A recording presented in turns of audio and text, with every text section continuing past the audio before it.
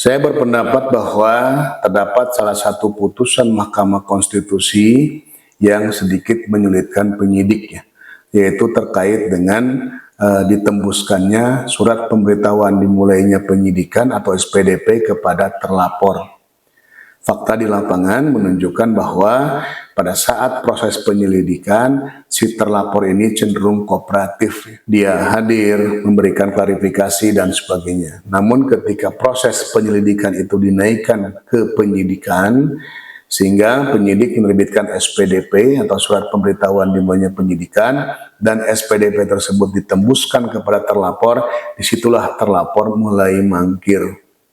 Dan pada akhirnya banyak juga terjadi si terlapor ini melarikan diri karena sudah tahu bahwa dia akan dinaikkan statusnya menjadi tersangka.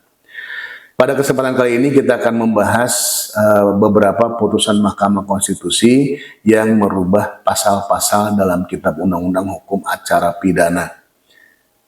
Apa saja putusan-putusan Mahkamah Konstitusi tersebut? Mari kita simak ulasannya.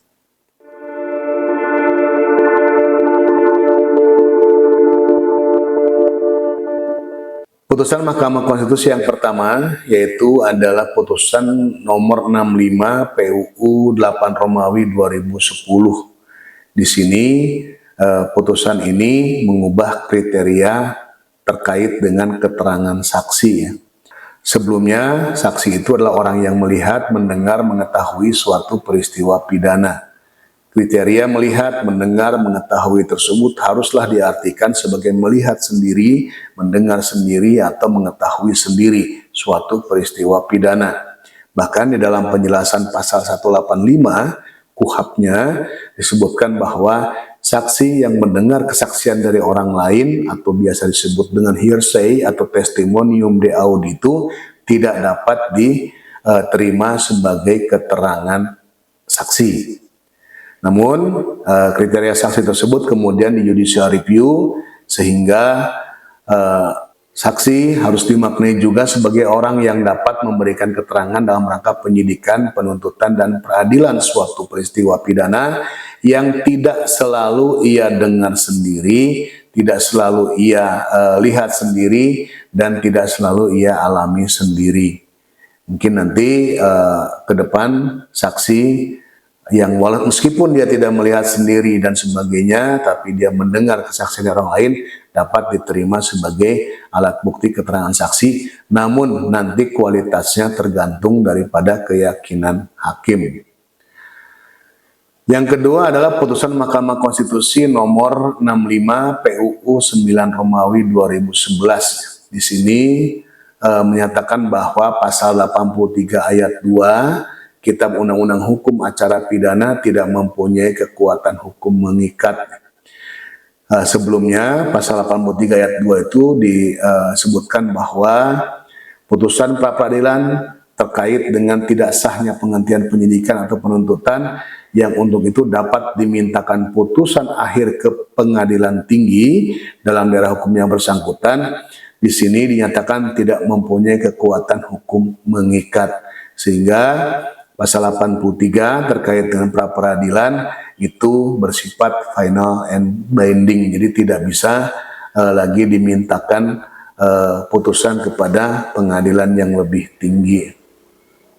Yang ketiga, putusan Mahkamah Konstitusi nomor 34 PUU 11 Romawi 2013 yang menyatakan bahwa pasal 268 Kitab Undang-Undang Hukum Acara Pidana tidak mempunyai kekuatan hukum mengikat. Pasal 268 KUHP ini terkait dengan PK ya, nanti silahkan dipelajari terkait dengan pasal 268 tersebut. Yang keempat adalah putusan Mahkamah Konstitusi nomor 21 PUU 12 Romawi 2014, yaitu yang pertama merubah ya prasa bukti permulaan yang cukup dan bukti yang cukup menjadi minimal 2 alat bukti yang sah sesuai dengan ketentuan pasal 184 Kitab Undang-Undang Hukum Acara Pidana. Yang kedua terkait dengan pra-peradilan ya, pasal 77. Yang sebelumnya pada pasal 77 huruf A peradilan itu terkait dengan sah atau tidaknya penangkapan, penahanan, penghentian penyidikan, dan penghentian penuntutan. Di judicial review oleh putusan Mahkamah Konstitusi atau ditambah ya kriterianya, yang sebelumnya hanya sah atau tidaknya penangkapan, penahanan, penghentian penyidikan atau penghentian penuntutan, ditambah dengan termasuk penetapan tersangka, penggeledahan, dan penyitaan. Kemudian putusan Mahkamah Konstitusi berikutnya yang sesuai dengan prolog tadi ya, yaitu sesuai dengan apa yang saya katakan di awal, yaitu sedikit merugikan penyidik, yaitu ketika adanya SPDP yang ditembuskan kepada terlapor. Yaitu putusan Mahkamah Konstitusi nomor 130 PUU 13 Romawi 2013 yang judicial review pasal 109 ayat 1 KUHP, yang pada awalnya berbunyi, dalam hal penyidik telah mulai melakukan penyidikan suatu peristiwa yang merupakan tindak pidana, penyidik memberitahukan hal tersebut kepada penuntut umum. Di judicial review menjadi penyidik wajib memberitahukan dan menyerahkan surat pemberitahuan dimulainya penyidikan kepada penuntut umum, terlapor, dan korban dalam waktu paling lama 7 hari setelah dikeluarkannya surat perintah penyidikan. Dengan demikian, si terlapor dan pelapor juga mendapat tembusan surat pemberitahuan dimulainya penyidikan atau SPDP yang sesuai dengan pendapat saya tadi. Pada akhirnya terlapor sulit untuk kooperatif ya, bahkan banyak juga yang melarikan diri. Putusan Mahkamah Konstitusi berikutnya yaitu yang keenam ya, adalah putusan Mahkamah Konstitusi nomor 102 PUU 13 Romawi 2015 yang menjudicial review ketentuan pasal 82 ayat 1 huruf D KUHP. Sebelumnya pasal 82 ayat 1 huruf D itu berbunyi, dalam hal suatu perkara sudah mulai diperiksa oleh pengadilan negeri, sedangkan pemeriksaan mengenai permintaan kepada pra-peradilan belum selesai, maka permintaan tersebut gugur. Di judicial review menjadi permintaan pra-peradilan gugur ketika pokok perkara telah dilimpahkan dan telah dimulai sidang pertama terhadap pokok perkara atas nama terdakwa atau pemohon pra-peradilan. Jadi sebelumnya ketika sudah dilimpahkan dari kejaksaan ke pengadilan itu dianggap gugur.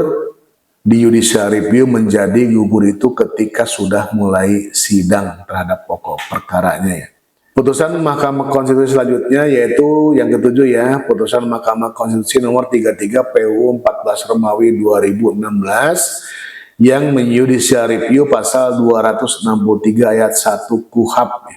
Sebelumnya pasal 263 ayat 1 KUHP itu berbunyi, terhadap putusan pengadilan yang telah memperoleh kekuatan hukum tetap, kecuali putusan bebas atau lepas dari segala tuntutan hukum, terpidana atau ahli warisnya dapat mengajukan permintaan peninjauan kembali kepada Mahkamah Agung. Di sini dinyatakan tidak mempunyai kekuatan hukum mengikat sepanjang tidak dimaknai lain selain yang secara eksplisit tersurat dalam norma aquo. Putusan berikutnya yaitu yang ke-8 adalah putusan Mahkamah Konstitusi nomor 103 PUU 14 Romawi 2016. Di sini menyatakan bahwa pasal 197 ayat 1 KUHP dinyatakan bertentangan dengan Undang-Undang Dasar secara bersyarat dan tidak mempunyai kekuatan hukum mengikat sepanjang tidak dimaknai surat putusan pemidanaan di pengadilan tingkat pertama memuat. Itu beberapa putusan Mahkamah Konstitusi, ada 8 ya, yang menjudicial review atau merubah ketentuan pasal-pasal dalam Kitab Undang-Undang Hukum Acara Pidana. Demikian, terima kasih.